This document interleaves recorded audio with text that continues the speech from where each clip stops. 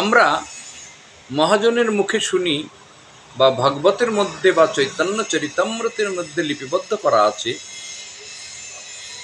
কৃষ্ণের যত লীলা সর্বোত্তম নরলীলা।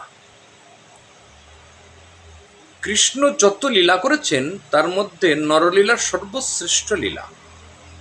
এই নরলীলা যদি বোঝা না যায় তাহলে আত্মদর্শন, আত্মোন্মুখী, আত্মকেন্দ্রিক, আত্মচেতনা, আত্ম অনুসন্ধানী হওয়া যায় না। এই আত্মচেতনার বলে বলিয়ান হয়ে তখন নিজেকে চেনা যায়।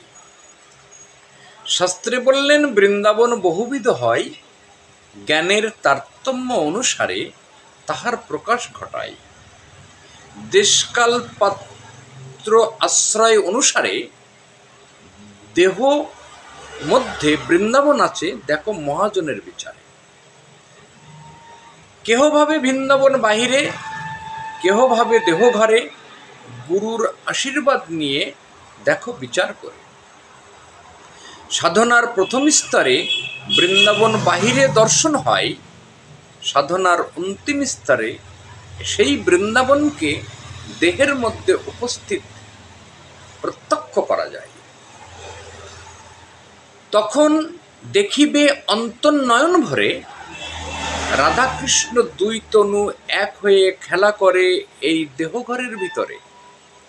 বৃন্দাবনের নিত্য ও লীলা এই দুই হয়, সাধক অধিকার অনুসারে তারে দেখিবারে পায়।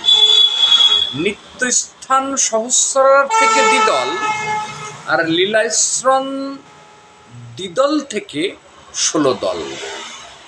লীলা দর্শন দ্বিদলে গেলে নিত্য দর্শন সমাধি স্তরে পৌঁছলে।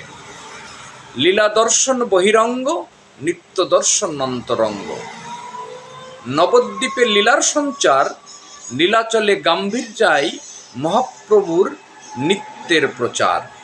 হরে কৃষ্ণ মহামন্ত্র লীলাই থাকিলে, রাধা নাম নিয়ে ধুলাই লুটালেই তাকে অন্তরঙ্গ লীলা বলে।